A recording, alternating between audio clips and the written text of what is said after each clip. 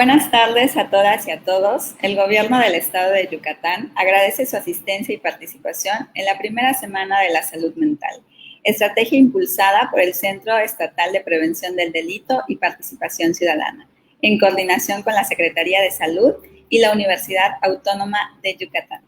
El cuidado de nuestra salud mental es un elemento esencial de nuestro estado general de salud y de nuestro bienestar integral. Por ello, el Gobierno del Estado, consciente de la importancia de promover información que nos ayuda a mantener un estado emocional en equilibrio en medio de la compleja situación de salud que atravesamos, genera estrategias preventivas y de orientación para las y los yucatecos. El día de hoy nos acompaña la maestra Joana Briceño Asensio, quien nos brindará la conferencia Salud Mental y Delincuencia. Les recordamos que al término de la conferencia, la maestra Joana podrá responder algunas preguntas que ustedes tengan, así que les invitamos a dejar sus preguntas en los comentarios. La maestra Joana Briceño Asensio es licenciada en Psicología, es maestra en Psicología Criminológica aplicada por la Universidad Autónoma de Yucatán, cuenta con formación especializada en raza, género y derechos humanos, así como en políticas públicas de género en América Latina, por parte del Consejo Latinoamericano de Ciencias Sociales, CLACSO. Tiene estudios en Psicología Criminal y Lenguaje del Cuerpo por parte del Instituto Nacional de Ciencias Penales, el INACIPE. Cuenta con formación en mediación comunitaria, en estrategias de intervención primaria y secundaria de la violencia y una especialización sobre violencia de pareja. Imparte pláticas, cursos y diplomados de violencia, discriminación, violencia de género, familiar y de pareja, así como de prevención del delito. Con una experiencia de más de 10 años al frente de estrategias y programas federales en materia de prevención del delito en organizaciones de la sociedad civil, así como en la Secretaría de Seguridad Pública de Yucatán. Actualmente es directora del Centro Estatal de Prevención del Delito y Participación Ciudadana del Gobierno del Estado, el CEPREDE. Adelante, maestra.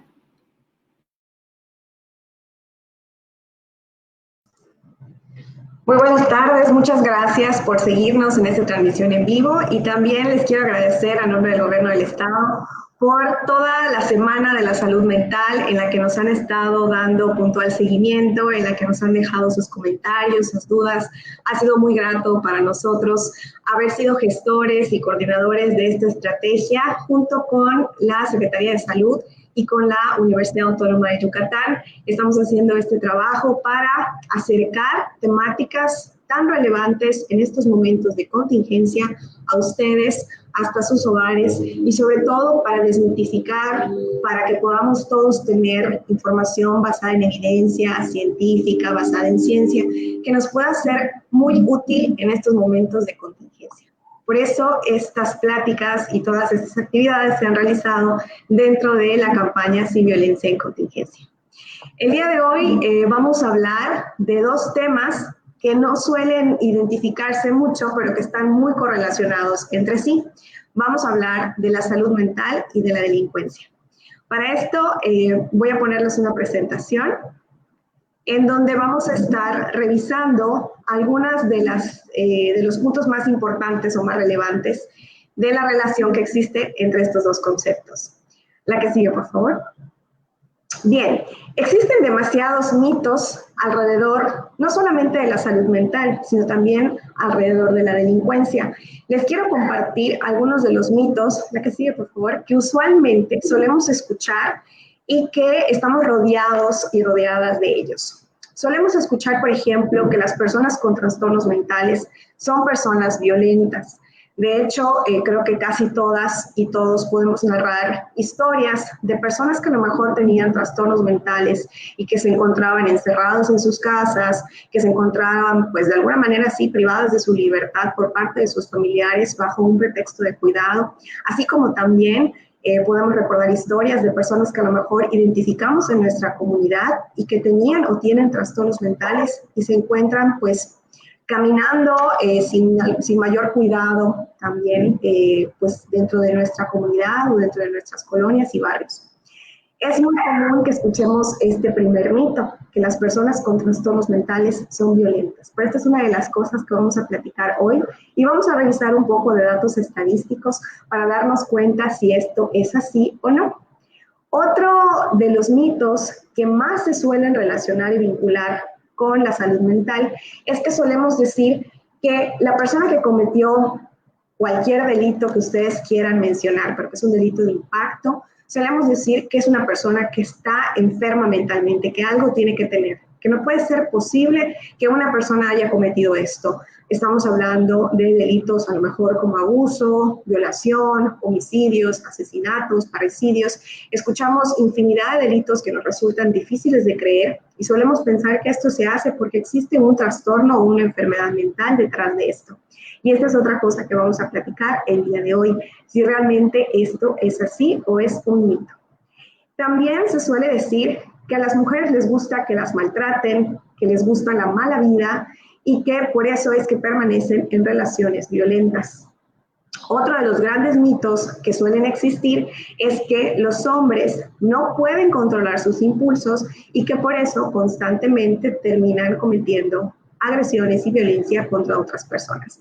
Bueno, la realidad es que todos estos son mitos y espero que con la conferencia del día de hoy podamos tener más claridad de todas estas ideas con las que hemos crecido, que hemos seguramente escuchado a lo largo de nuestra vida y que no son reales y que de hecho son muy dañinas a la hora en la que socialmente nos tenemos que hacer cargo de prevenir, de atender, de investigar y de erradicar la violencia. Porque lo complicado de estos mitos es que si nosotros realizamos un trabajo, por ejemplo, en el servicio público y tenemos estos mitos y tenemos estas creencias, no vamos a poder realizar un trabajo basado en derechos humanos, basado en la inclusión de todas las personas y sobre todo no vamos a realizar un trabajo profesional ni científico.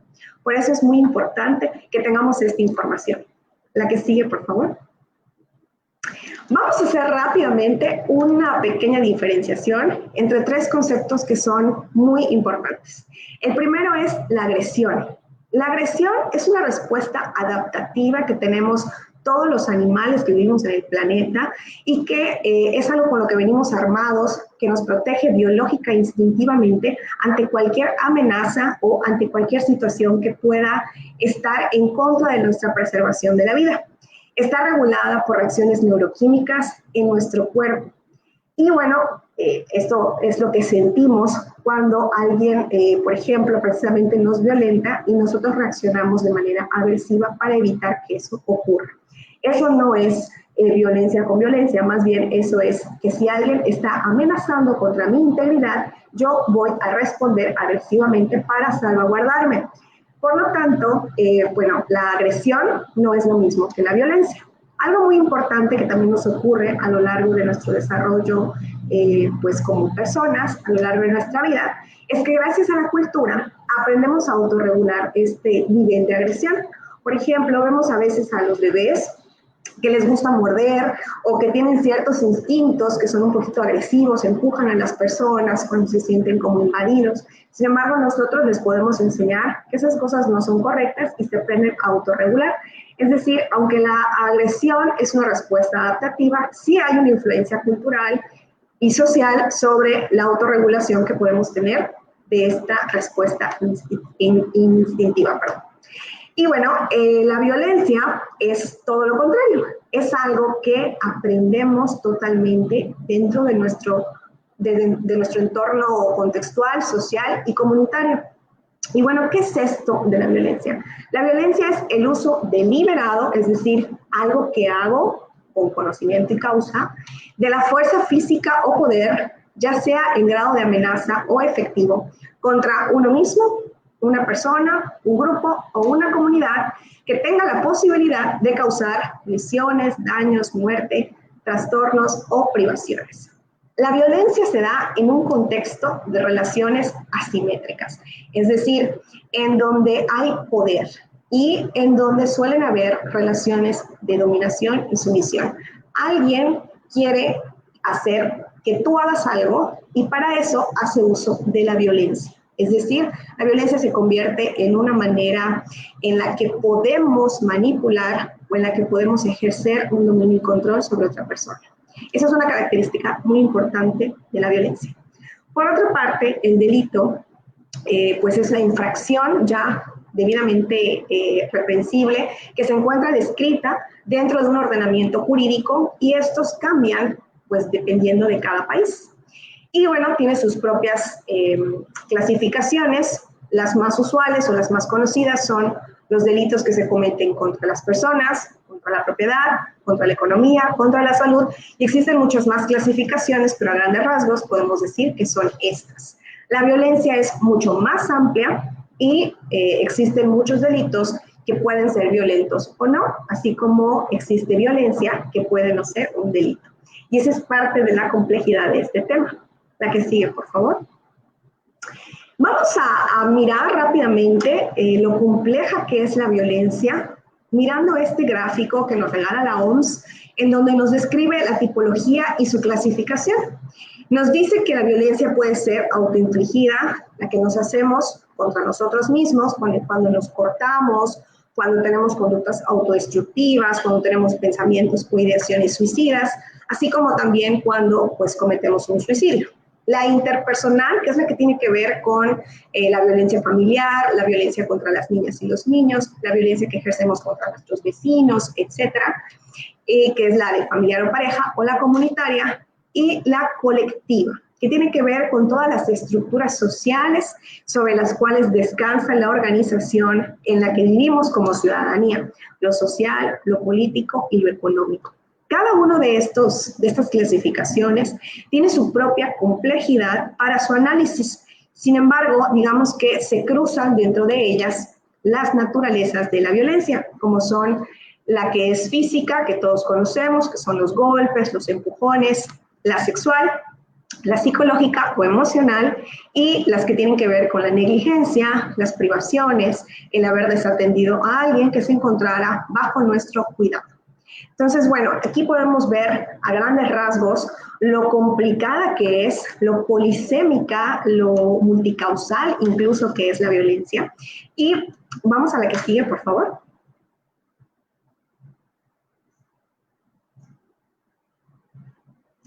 Ahora, la delincuencia es el acto repetitivo de conductas que rompen con un orden legal determinado, con todas estas normas sociales y morales que como sociedad hemos establecido.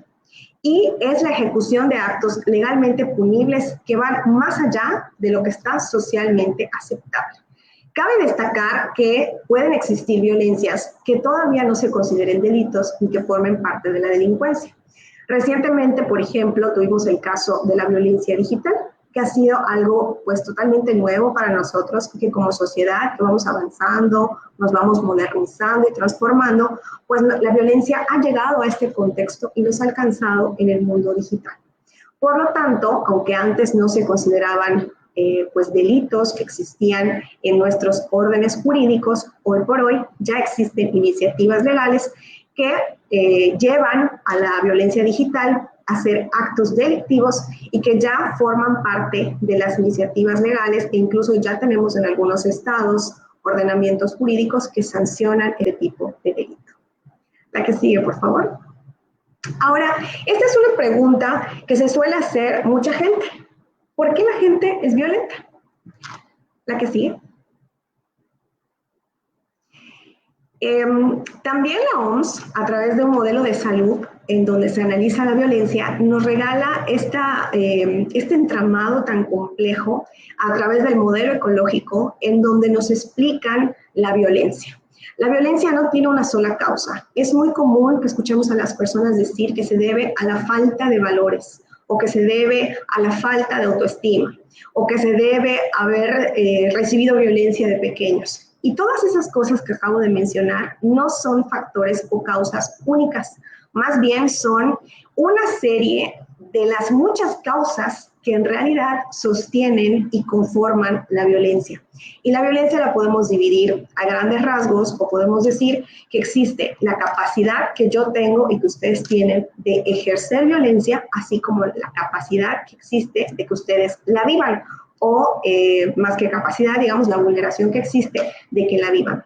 Y esto depende de todos estos círculos que vamos viendo que se van sumando en esta imagen, desde lo individual, el hecho de que yo haya tenido una familia, después en lo comunitario y después en lo social. Cada una de estas capas va adicionando una serie de factores que podemos decir que van a ser de riesgo o factores de protección que van a llevar a la persona a situarse en una línea entre qué tanto puede llegar a cometer violencia o qué tanto puede llegar a vivirla. Vamos a poner algunos ejemplos sencillos. Dentro de los factores de riesgo a nivel individual se encuentra, por ejemplo, el abuso sexual infantil, que de pequeña una persona haya vivido este tipo de delitos, le expone a que siga viviendo violencia al resto de su vida porque genera un trauma dentro de su psique. Asimismo, si una persona también la vivió, le genera un riesgo de poder repetir esa conducta. A nivel familiar, también existen problemáticas que pueden estar vinculadas con nuestra capacidad de ejercer o recibir violencia, como son el haber vivido en ambientes violentos dentro de la familia, que tengamos o que estemos todo el tiempo escuchando conflictos de nuestros padres, que haya una normalización del lenguaje de la violencia en casa, ¿no? Todas estas son cosas que van abonando y van sumando a el potencial que tenemos las personas de ejercer o de experimentar violencia. Y si nos vamos ya a un nivel más grande, tenemos el nivel comunitario, en donde esto tiene que ver en dónde vivo, en dónde me tocó vivir. No es lo mismo vivir en un barrio que tiene, o en una colonia, o en un asentamiento, que tiene los servicios básicos cubiertos, que tiene un ordenamiento, que tiene parques, áreas de recreación, áreas culturales, porque eso me da un poquito más de oportunidad de aquellas personas que viven en barrios más desordenados, en donde hay crimen, en donde hay pandillas. Entonces, estos también son componentes que nos exponen a un mayor o un menor riesgo.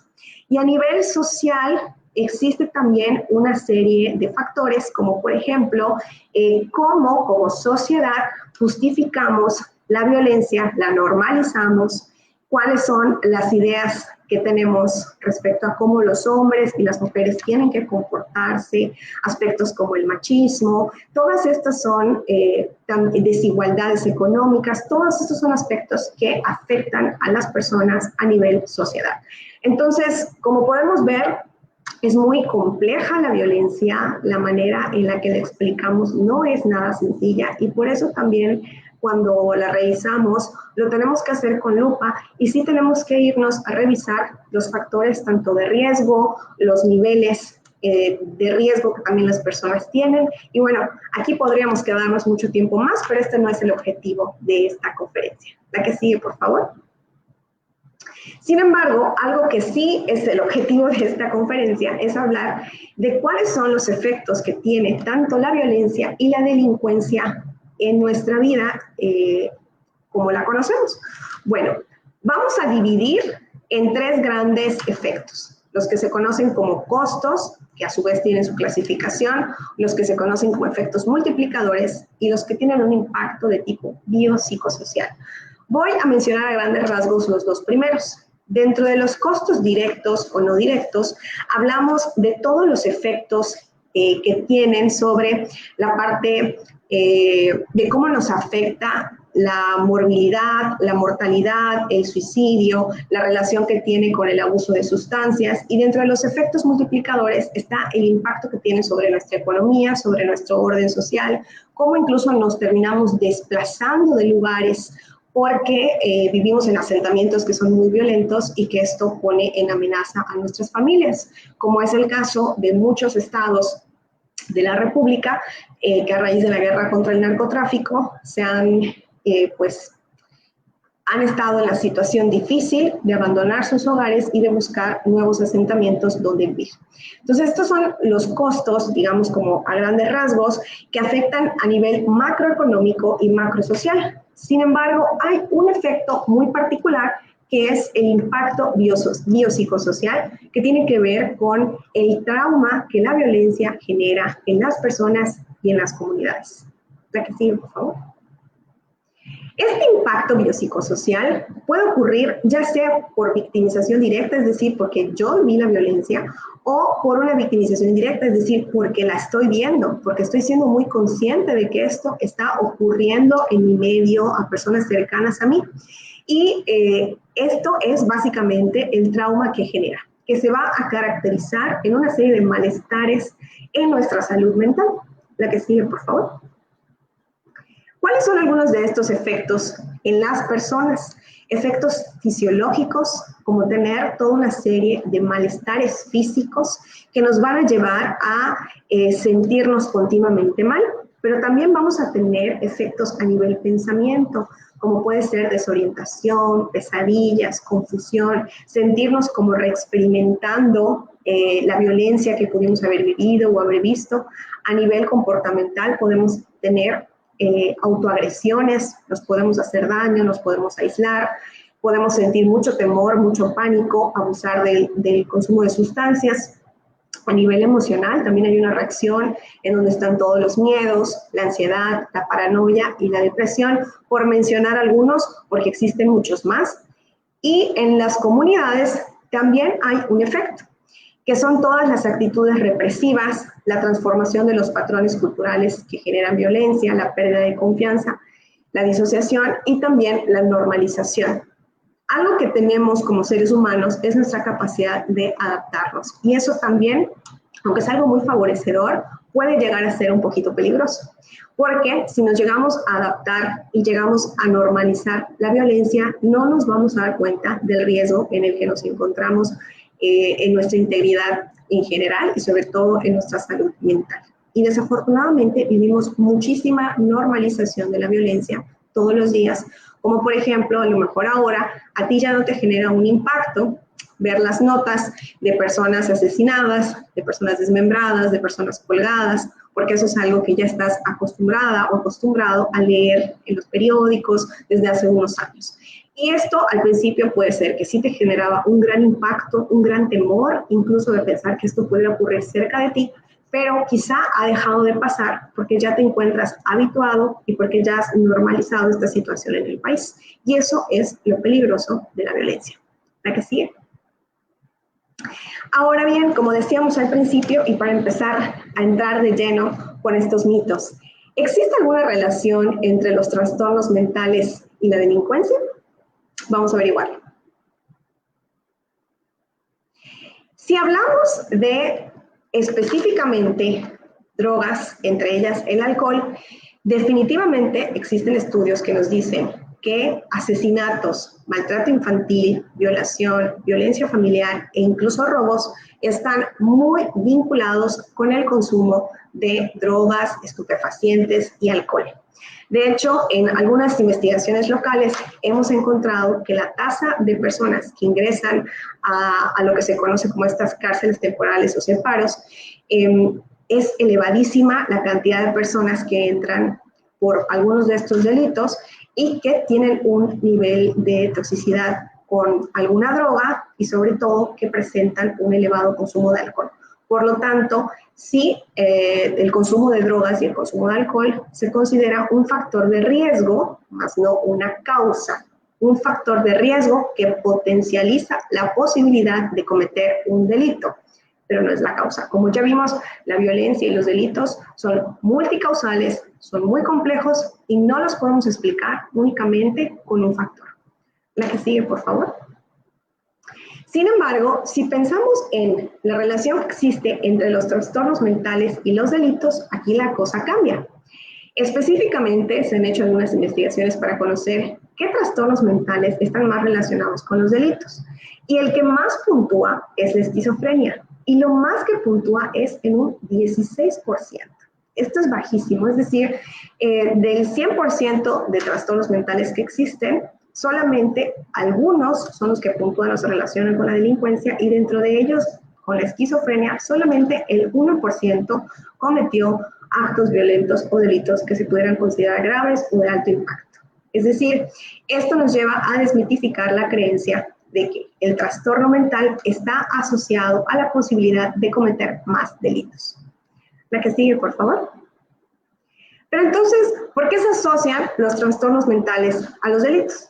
En primer lugar, existe un sensacionalismo, un morbo, en donde nos venden estas historias de monstruos, de personas enfermas que cometieron esto, ¿no? Porque nos genera tanto impacto la noticia de que estos actos tan atroces puedan ocurrir, que esto vende y que pues muchos medios de comunicación aprovechan este tipo de noticias para venderlas desde una historia en donde nos generan personajes y un ideario, ¿no? de trastornos mentales que no están ahí. Y tenemos que tener mucho cuidado con esto porque es muy común que ocurra. También hay que reconocer que en los aspectos criminológicos nos hacen falta estudios. Tenemos una situación muy deficiente en la parte de los estudios porque no nos hemos dedicado a la parte penitenciaria, es decir, a las personas que ya están sentenciadas, para hacer correctos perfiles, para saber cuáles son los factores de riesgo, para adentrarnos un poquito más en el perfil de la persona que ya cometió un delito y poder comparar las tasas de delincuencia en los diferentes contextos. Entonces, al no tener estudios que puedan ser más efectivos, pues tampoco podemos decir que tenemos datos duros en este sentido. Sin embargo, la asociación de los trastornos mentales y de los delitos es algo que hemos inventado y que también pues las ciencias sociales han abonado a ello, ya que hace mucho tiempo incluso se hablaba de estas clínicas de salud mental en donde se llevaban a las personas para prevenir que delincan por el simple hecho de tener un trastorno mental. Esto es algo que ya hemos avanzado bastante y se ha dejado de hacer y ha dejado de pasar. Pero bueno, estos son algunos de las explicaciones. La que sigue, por favor. Ahora sí, vamos a ver algunos datos de cómo se distribuyen los delitos según sexo, porque otro de los mitos es que a las mujeres les gusta que les peguen, como si su salud mental estuviera de por sí desviada y fuera algo natural, y que los hombres no pueden controlar su agresividad. Vamos a ver qué pasa con esto. ¿A qué sigue? Aquí únicamente les estoy mostrando unos datos en donde podemos ver incluso cuáles son las personas involucradas en delitos registrados en los órganos o instituciones implicadas en procesos de seguridad pública y justicia según sexo. Aquí podemos ver que algunos delitos que se cometen incluso dentro de las dependencias, la distribución la encontramos por color. Los hombres están en rojo, las mujeres en naranja y ese color neutro que son otros. Vemos que incluso dentro de las dependencias, cuando revisamos sentencias, imputados y registros, quienes suelen cometer más delitos son los hombres. Las estadísticas están muy elevadas. La que sigue, por favor. Y cuando nos vamos a revisar, ahora sí, cómo se distribuyen los delitos y cuál es la distribución que existe entre quien los comete, y estos datos, allá abajo está la fuente de consulta por si alguien quisiera replicarlos o buscarlos, nos damos cuenta que los inculpados o imputados hombres presentan una elevada prevalencia. Por ejemplo, en el acoso sexual, un 89% lo cometen hombres, mientras que un 2% lo cometen mujeres. En el delito de violación equiparada, hablamos de un 88% versus un 1%. En narcomenudeo, también, obviamente, está muy elevado en el incumplimiento de las obligaciones de asistencia familiar, en los secuestros, en la evasión de impuestos, en la violencia familiar, en el incesto, en el robo en transporte público e incluso en abuso sexual. Aquí podemos ver rápidamente que todos estos delitos tienen una distribución porcentual superior al 70%. Es muy elevada la cantidad de delitos en donde los inculpados o imputados son hombres, y sobre todo este tipo de delitos en específico. Ahora vamos a ver qué pasa con las mujeres. La que sigue, por favor. Gracias. Aquí podemos ver cuáles son los delitos en donde las mujeres suelen ser más inculpadas y o imputadas. Estos están en color naranja. Y en este color neutro crudo encontramos el porcentaje de delitos de los hombres.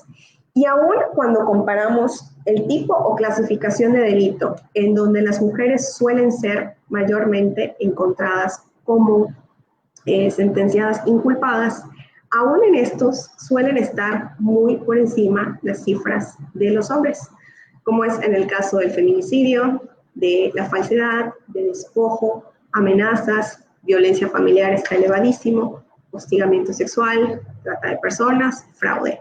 El único que no cumple con esta tendencia es el delito del aborto, en donde son las mujeres las que suelen ser criminalizadas y no los hombres. La que sigue. Bien, y a lo mejor después de ver estas estadísticas decimos, ¿y por qué las mujeres cometen menos crímenes? La que sigue. Recordemos que el delito paga, es decir, cometer un acto delictivo, la que sigue, por favor, nos lleva a recibir un incentivo. Si yo robo, eso pues lo vendo, ¿no? El papel económico en la violencia sí juega un fuerte factor. No es el único y no es la única manera de explicarlo, pero sí es un factor importante. Entonces, incluso en el papel de los incentivos, los hombres ganan el 13% más en las actividades ilícitas que las mujeres. Y de hecho, tienen una probabilidad de arresto 9% mayor en el caso de los hombres comparado con las mujeres. Entonces, hasta en estos, en los incentivos que las mujeres pueden tener en la violencia, en realidad no son incentivos atractivos. Así que, pues no vemos a muchas mujeres cometiendo delitos. ¿La que sigue? Y bueno, ¿cuáles pueden ser algunos de los factores que agravan la violencia en los hombres o que nos explicarían por qué hay tanta violencia que se comete por parte de ellos? Bueno, algunos estudios nos hablan a nivel individual de algunos factores importantes, como los sentimientos de inferioridad con respecto a las personas que las rodean y baja autoestima, es decir, aspectos de inseguridad, la necesidad de poder y de autoridad, la necesidad de control, el egocentrismo, un bajo nivel de asertividad, una escasa empatía, y esto tiene que ver con el escaso desarrollo psicoemocional que tienen los hombres, inestabilidad emocional, impulsividad, un bajo control de la ira. Todos estos son algunos de los factores que a nivel individual y psicológico agravan o potencian la posibilidad de que un hombre cometa un acto delictivo. La que sigue, por favor. Y aquí es importante que resaltemos los estereotipos de género. Si recordamos que los hombres desde que son pequeños se les enseñan aspectos como que tienen que ser valientes, tienen que ser fuertes, tienen que ser rudos, no pueden llorar, se les enseña que la debilidad es algo que está mal y sobre todo se les enseña la violencia y la agresión como formas válidas de relacionarse, no solamente entre ellos, sino también con otras personas. Y rápidamente aprenden que a través de las órdenes, que a través de estos mandatos, pueden obtener beneficios. Entonces, los hombres viven algo que se conoce como una masculinidad tradicional que les genera también problemáticas dentro de estos estereotipos. Y cuando cumplen o no cumplen, reciben premios o castigos. Y usualmente a nivel social se premia mucho el cumplimiento de estos mandatos o de estos estereotipos. Y eso hace que se refuercen y que se arraiguen aún más en los hombres. Y que cuando los hombres no se apegan a estos estereotipos de género, es precisamente cuando suelen ser más atacados entre sus mismos grupos. Vamos a poner un ejemplo. Si un hombre está en un grupo de WhatsApp y en ese grupo de WhatsApp se envían imágenes violentas de cualquier tema que se les pueda ocurrir y un hombre dice, oye, esto está pasado, no me parece, me voy a salir y demás, lo más seguro es que le hagan lo que conocemos como bullying o acoso o lo fastidien o lo molesten porque existe esta presión social de que el hombre resista, de que el hombre aguante incluso la misma violencia y que no se rebele contra ese mandato que se espera de su género. Y esto es muy grave y esto es muy fuerte, porque ¿qué persona puede sostener o soportar por tanto tiempo y con tanta rigidez esos mandatos y esos estereotipos? La que sigue, por favor. Y también existen estudios que nos hablan de los factores que agravan la violencia en mujeres. Si bien, como ya vimos en las estadísticas, no son comparables las tasas de delitos que las mujeres cometen, sí hay mujeres que cometen delitos, definitivamente. Y cuando se ha ido a investigar cuáles son algunos de los factores que pueden llegar a agravar su situación o por qué tenemos en su historial, hay un factor central y vinculante que me parece sumamente importante, que es el haber vivido violencia.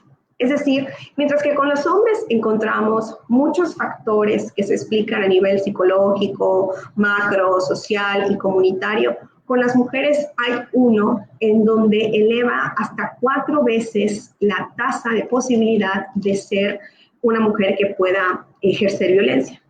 El efecto de la victimización en las mujeres parece que potencia mucho su posibilidad de delinquir.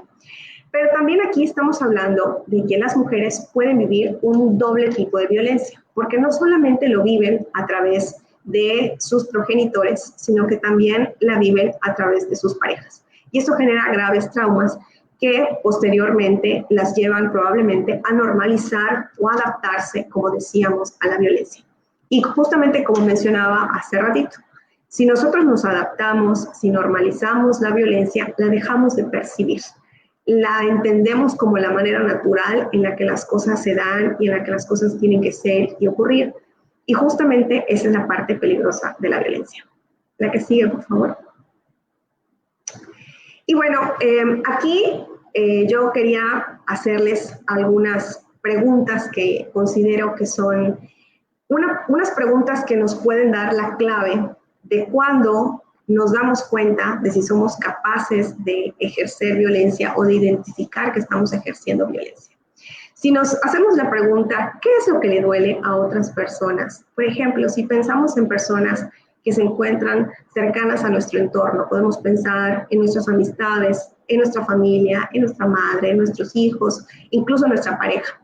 Y bueno, por supuesto, también es muy válido pensar en uno mismo, pero si pensamos en los demás, sabemos qué es lo que les duele, sabemos qué de lo que hacemos genera un impacto, les puede dañar, les puede hacer sentir mal. Somos sensibles ante la realidad de lo que los demás sienten. Y esta es una muy buena medida para saber si tenemos este sensor, esta empatía, esta capacidad de darnos cuenta del potencial que tenemos de hacer daño. Y también es importante que nos preguntemos, ¿qué es lo que le hace daño a otras personas? ¿Qué es lo que nosotros percibimos que otras personas pueden encontrar como algo dañino? Y bueno, yo creo que estas son un par de preguntas que nos pueden llevar a la reflexión en el día a día para darnos cuenta incluso si nosotros, ya seamos mujeres o seamos hombres, ejercemos violencia contra otras personas. ¿Soy capaz o soy consciente de darme cuenta de si genero un daño, de si le genero un dolor, una molestia a alguien a través de mi manera de expresarme? A lo mejor utilizo un lenguaje verbal que es hostil, que es agresivo. A lo mejor de manera muy sutil no me doy cuenta, pero soy una persona que usualmente pues tiene estilos que son agresivos hacia los demás o que son personas dominantes. Y bueno, necesitamos hacer un ejercicio reflexivo y caer en conciencia de estos actos para que, para empezar, los veamos, los podamos comenzar a aceptar y a partir de ahí los podamos cambiar. Y les dejo la que sigue, por favor. Les dejo una pregunta más, ¿no? Decimos, aquí está el gran reto. Existen algunos estudios incluso que han hablado de esto, en donde cuando algunos hombres han cometido delitos como delitos relacionados con el abuso sexual, con las violaciones, con el acoso, muchos de ellos te dicen que no sabían que eso era un delito, porque parecía ser que eso estaba permitido y que nunca nadie les explicó qué es violento y qué no lo es. Y esta pregunta también es clave y es el gran reto y va muy de la mano de la que hice hace un momento. Si nosotros no somos conscientes y no somos capaces de identificar la violencia, no la vamos a poder distinguir y no vamos a saber cuál es esa fina línea en donde la estamos ejecutando. Y bueno, aquí tenemos una reflexión en donde precisamente nos decían, muchos de estos hombres no se dan cuenta de que lo que cometieron es una violación, porque en su vida nunca entendieron algo como el consentimiento, que el consentimiento es la base pues de de lo que puedo hacer o no hacer con otra persona, no solamente en el aspecto sexual, sino en lo general. El consentimiento, el preguntarle a otra persona, ¿te puedo abrazar? ¿Te puedo tocar?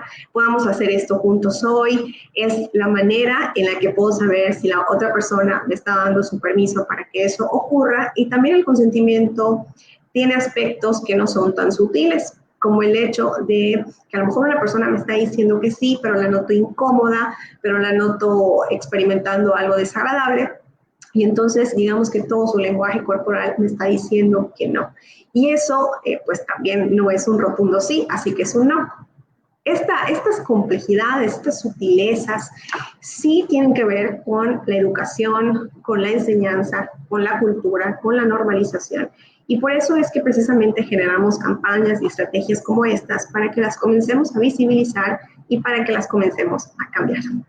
Voy a abrir el espacio para que ustedes puedan hacernos preguntas sobre esta temática. Les hemos dado una revisión de datos estadísticos, de algunos conceptos básicos, pero sobre todo nos gustaría interactuar con ustedes y saber qué dudas pueden tener al respecto.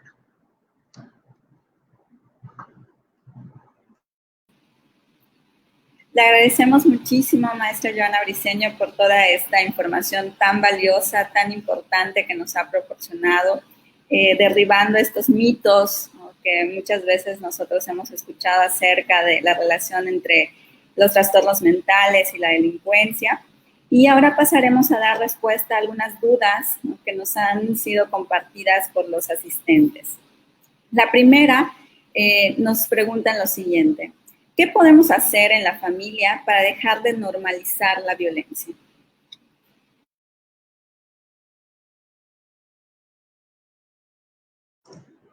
Bueno, lo primero que tenemos que hacer es darnos cuenta de esto, ¿qué es violencia? Si ya logramos identificar qué es violencia, si ya nos damos cuenta, ya podemos saber cuáles de nuestras acciones están siendo violentas. O sea, a lo mejor no tengo conceptos muy claros sobre la violencia, pero a través de las preguntas como las que les acabo de hacer, sí, cuando yo realizo una acción veo que la persona llora, la persona se siente mal, siento una reacción psicológica de malestar, pues sí cabe preguntarnos si esto es correcto o no lo es.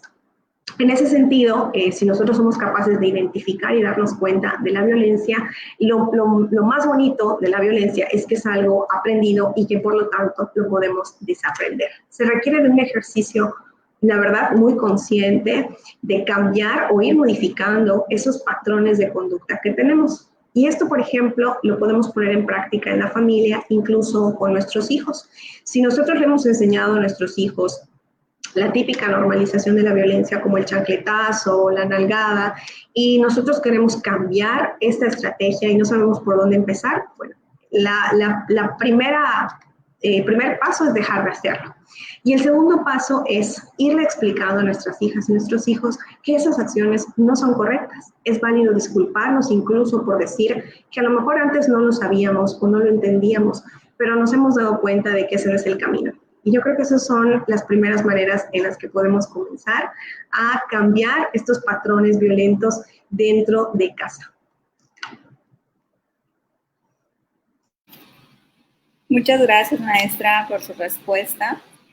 La siguiente pregunta, creo que aquí tiene que ver un poquito con lo que usted nos explicaba acerca de este modelo ecológico de la violencia, de todo lo que implica. Y Gaby nos comenta, ¿podría darnos un ejemplo de disociación en las comunidades debido a la violencia?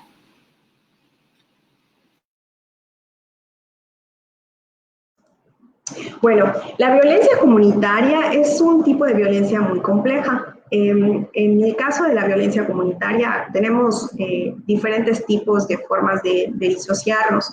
Vamos a poner en ejemplo en los barrios, en las unidades vecinales, cómo nos vamos separando, cómo vamos, por ejemplo, supongamos que ahora en la modernidad, con toda la urbanización, pues ya no tenemos una estructura social como que a lo mejor la que existió hace 40, 50, 60 años, en donde las personas tenían otro estilo de vida y podían pasar más tiempo con sus vecinos y podían pasar más tiempo interactuando en las diferentes unidades sociales o entes sociales que existen.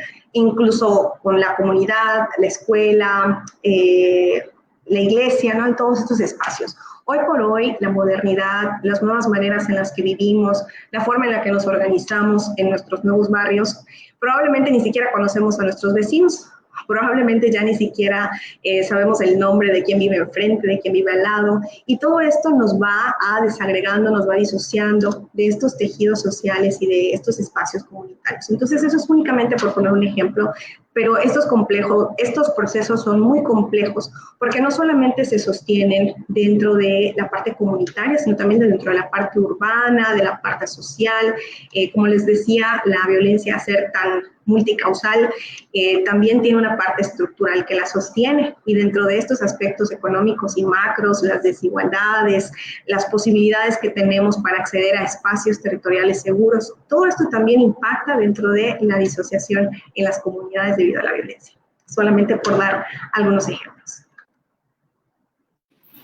Muchísimas gracias. La importancia de promover esta cohesión social en las comunidades, ¿no? Que deriva obviamente en esta prevención de la delincuencia, de los delitos y de la violencia.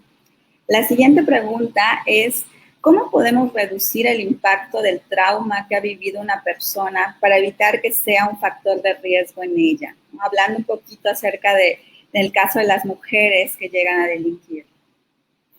Esa es una pregunta muy, muy importante. Evidentemente, cuando ocurre un proceso de una violencia, la violencia, ¿qué tanto nos va a afectar? También tiene como sus propios conceptos y sus propios aspectos. Vamos a poner un ejemplo. Si ese tipo de violencia estuvo presente por un periodo largo de tiempo, ¿cuánto tiempo duró? ¿Quién fue la persona que me violentó? Porque no es lo mismo que haya sido un desconocido que yo nunca voy a volver a ver, a que haya sido alguien de mi propia familia, alguien muy cercana o cercano a mí. ¿Por cuánto tiempo estuvo ocurriendo esto? ¿Fue un único evento o fue un evento que se repitió a lo largo de un tiempo muy prolongado? Y todo esto va dejando una diferente huella en la persona. Y luego esta huella que se ha quedado ahí, o este trauma psíquico, ¿cómo lo trabajamos? ¿Qué hacemos? Bueno, existe la victimología, que ha generado muchas estrategias para que precisamente la víctima pase por el proceso contrario, que es desvictimizarse. Y este es un proceso terapéutico complejo que requiere de un apoyo, de una orientación profesional, en donde tenemos que ir haciendo todo un trabajo de acompañar a nivel emocional ese trauma, de aceptarlo, de trascenderlo, de encontrar un sentido de vida, herramientas para que la persona pueda transitar de ese estado y generar un estado de salud mental pues integral, estable y dentro del bienestar. Entonces, esto sí se puede, por supuesto que se puede lograr. Sin embargo, sí también es importante mencionar que depende de estos factores, ¿no? De cuánto tiempo duró, de quién fue la persona, y eso hace un poco más complejo el trabajo con el trauma. Y esas son cosas que, bueno, pues existen especialistas como los victimólogos, las victimólogas, dentro del trabajo clínico, porque también es importante saber y destacar que no todas las personas que son psicólogas o psicólogos, sobre todo pues tú recién egresas, tienes una formación general y no tienes a lo mejor esta formación especializada para acompañar a una persona dentro de una situación violenta que haya vivido, o no tienes el conocimiento de todos estos aspectos tan complejos victimológicos que se viven y que sostienen el trauma de esa persona. Entonces, ahí también la invitación a las y los profesionales de la salud mental a reconocer cuando nos encontramos con casos y situaciones que no están en nuestras manos o en nuestros saberes, y pues ahora sí que canalizarlas a otras personas que sí cuenten con esa experiencia, para tampoco agravar los estados de trauma o las situaciones y los malestares emocionales, este impacto biopsicosocial que pudo haber generado la violencia o el delito que vivió una persona. Muchas gracias, maestra. Creo que es muy importante, dentro de todo lo que nos menciona, esto último que indica, ¿no? Que como profesionales, como profesionistas del área, darnos cuenta de nuestras competencias y obviamente buscando el bienestar para las personas que no son nuestros usuarios. En este caso, si no contamos con el conocimiento, con las competencias y habilidades, pues buscar esa canalización oportuna. Gracias. Continuamos con la siguiente pregunta.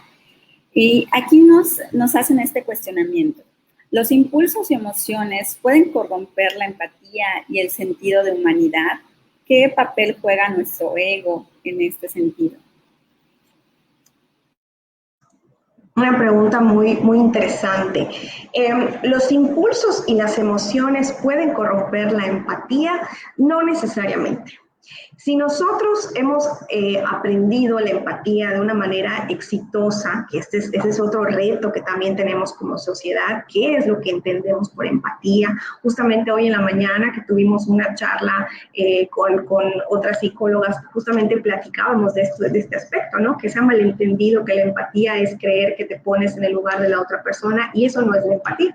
Precisamente la empatía es poder tener la capacidad de imaginar, de tratar de entender lo que la otra persona está viviendo a partir de que me lo cuente, a partir de que yo conozca esa situación, ¿verdad? Entonces, bueno, en primer lugar, es importante explicar qué estamos entendiendo por empatía y también saber si la hemos consolidado como una habilidad real. Si la hemos consolidado como una habilidad real, pues podemos tener ciertos malestares emocionales que de repente nos impidan ser empáticos. Podemos pensar que a lo mejor estamos atravesando o nos dieron una noticia que nos generó cierto impacto, que nos generó a lo mejor una frustración muy grande y que en ese momento no nos podemos sentir muy empáticos con otra persona. Eso es muy válido y eso es algo que nos puede pasar a todos los seres humanos. Sin embargo, si este es mi modelo natural, es decir, si normalmente por las emociones que yo siento estoy imposibilitada o imposibilitado de ser empático con otra persona, entonces ahí hay otro tema. Quizá tiene que ver más con que yo no tengo consolidada la habilidad de la empatía y hay que desarrollarla y hay que trabajarla. Porque inclusive las personas que pueden atravesar algún trastorno mental o padecer un trastorno mental pueden tener empatía sin problema y desarrollar habilidades sociales. Entonces no hay que confundir como en nuestros estados emocionales, sí nos pueden afectar, por supuesto, si estamos pasando por un momento de ira, nos podemos aislar, nos podemos tomar un tiempo para nosotros, para no afectar a otras personas, porque siempre lo más importante es, como decíamos hace rato en la presentación, ¿qué es lo que le hace daño a otras personas? Si soy consciente de qué es lo que le hace daño a otras personas y yo estoy atravesando por un momento en el que no me siento bien ni capaz, pues entonces es mejor que tome un poquito de distancia y que pues no vaya a querer ser muy empático en ese momento, ¿no? Pero bueno, es un poco la relación entre ambos conceptos. Muchísimas gracias, maestra Joana. Aquí hay una pregunta que me imagino que es de una persona que tal vez no inició con nosotros la conferencia, pero creo que es importante que quede claro. Y nos dice, ¿todo asesino tiene un trastorno mental? Sí, este es justamente el mito, ¿verdad? Las y los que sí estuvieron al inicio, justamente decíamos que este era el mito que queremos desmitificar con esta conferencia. Te invito a que mires los primeros minutos de esta conferencia, justamente hablábamos de esto, en donde no, la respuesta es que no.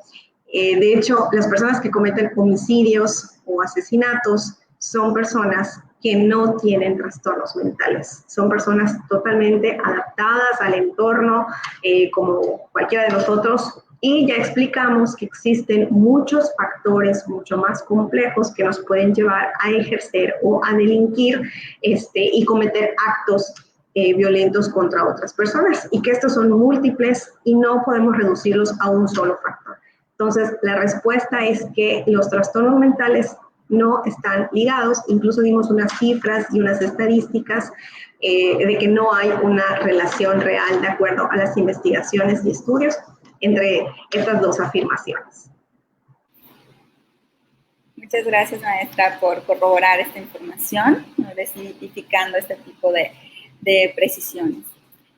Nos preguntan, ¿qué puedo hacer si me doy cuenta que estoy realizando conductas violentas? ¿No? ¿Qué cosas yo puedo llevar a cabo para evitar esto? ¿A dónde puedo acudir?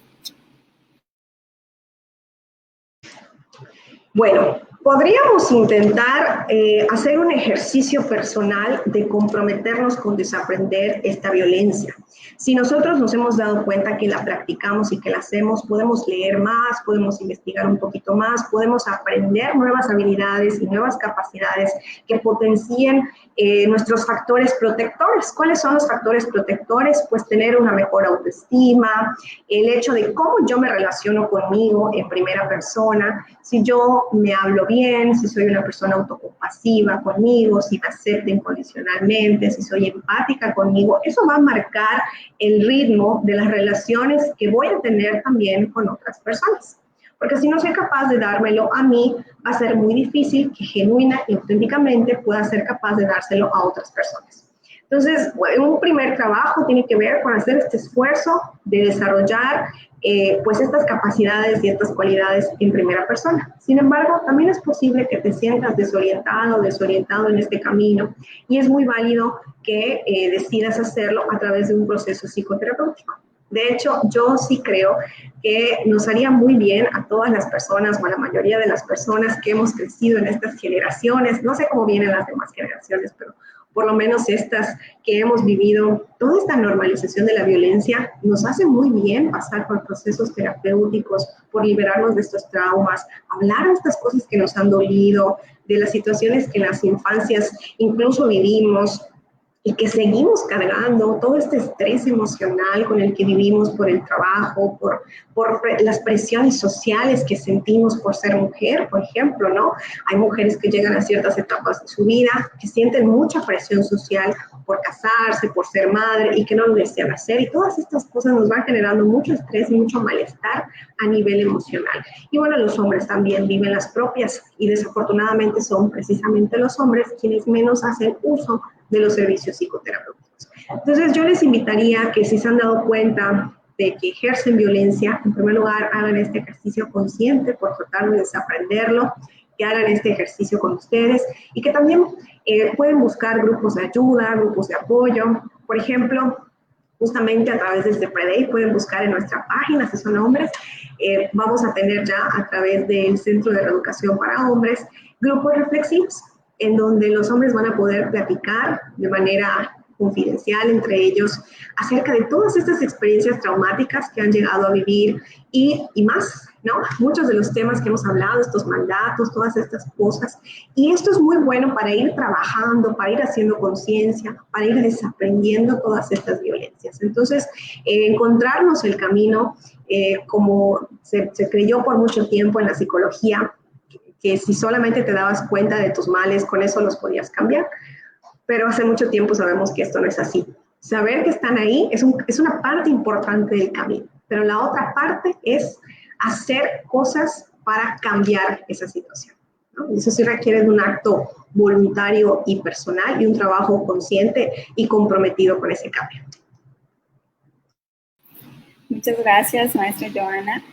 Por aquí también nos comentan, nos preguntan si qué papel juega el ego o la fragilidad de este ego al verse lastimado, si puede ser como un detonador de conductas violentas. Bueno, el ego es una trampa, ¿no? Con la que todas las personas crecemos y definitivamente pues es algo muy positivo que nos trabajemos estos egos. Pero ¿qué es el ego? Al final de cuentas, el ego es la manifestación de una inseguridad. Es algo que surge para compensar algo que sentimos, ¿no? Necesitamos sentirnos superior a otras personas, por encima de otras personas, arriba de los demás, sentirnos muy valiosos y apreciados. Y si no somos capaces de darnos esta autovalía y esta autoaceptación, empezamos a buscar que sean otras personas que nos la den. Y el ego tiene mucho que ver con la necesidad que tienen las demás personas de ser admiradas, de ser validadas a través de la mirada del otro. Entonces, sí es complicado tener un ego muy elevado, una sensación de superioridad elevada. Son cosas que, por supuesto, que sería muy bueno que las trabajemos y que las estemos cambiando con el paso del tiempo. Y sobre todo que nos comprometamos a nivel personal con nosotros mismos para darnos cuenta de cuándo se está manifestando. Y bueno, sí pudiera ser un impedimento para darnos cuenta de algunos aspectos de nuestra personalidad. ¿sí? Sí pudiera ser una barrera, definitivamente. Por eso es muy importante tener pues un poquito más de humildad y que también sepamos escuchar la retroalimentación de nuestro entorno. Imagínate, hay personas que todo el mundo les dice, oye, esto está mal, oye, esto lo retroalimenta, ¿no? Oye, cambia esto, oye, esta manera que tienes de ser así. Si te lo están diciendo 300 personas y solo tú estás creyendo que eso no es así, pues algo está sonando ahí y yo creo que tendrías que prestar atención a lo que todas esas personas te están diciendo, ¿no? Muchas gracias, maestra. Nos vamos con la última pregunta. Nos dice esta persona, trabajo con un grupo de personas con discapacidad. Me gustaría saber si ustedes desde CEPREDEI brindan estas pláticas con accesibilidad, como es la lengua de señas, ya que considero que esta información es fundamental, porque la salud mental es muy importante para las personas con discapacidad auditiva. Agradecería su atención. Claro que sí, cómo no, muchas gracias por esta pregunta. Precisamente aquí está nuestro intérprete de lengua de señas mexicanas, Ángel Paz. Y sí, nosotros damos los servicios de todas estas pláticas orientativas y tenemos un programa de desarrollo psicoemocional para trabajar con las personas y este programa puede adaptarse totalmente para tener inclusión con las personas de discapacidad a través de nuestro intérprete, por supuesto. Y sí, como CEPREDEI damos este servicio, estamos muy orgullosos de ser inclusivos en ese sentido, ¿no? Porque sabemos que es información muy importante y que tiene que estar en el acceso, sobre todo de las poblaciones más vulnerables, como es el caso de las personas con discapacidad. Muchísimas gracias, Joana. Finalmente le comparto las felicitaciones acerca de esta conferencia que nos han compartido en el Facebook Live todas las personas que nos están escuchando y nos están viendo. A nombre del Gobierno del Estado, a través de CEPREDEI, les agradecemos su presencia, por habernos acompañado en toda esta primera semana de la salud mental, por su interés en estas actividades. Y le doy la palabra a maestra Joana para despedirnos. Gracias, querida Indra. También, pues bueno, yo les agradezco mucho el habernos seguido a lo largo de esta semana. Les invito a que nos dejen sus comentarios, sus reflexiones, que nos escriban por inbox, que nos digan qué otros temas quieren saber, de qué otros temas quieren que se hable cuando tengamos otras semanas de la salud mental, porque al final todo lo que hacemos es un tema de corresponsabilidad. Nosotros como Gobierno del Estado lo ponemos a su disposición, pero es para que lo hagan suyo. Así que esperamos que haya sido muy útil toda esta semana de orientación en las diferentes temáticas que abordamos. Muchísimas gracias. También a nombre del Gobierno del Estado me despido. Le agradezco a nuestro intérprete Ángel Paz, a nuestra coordinadora Indra A, que estuvo hoy a cargo de la moderación de esta conferencia, y me despido de ustedes y de la Semana de la Salud Mental. Estamos en contacto. Hasta luego.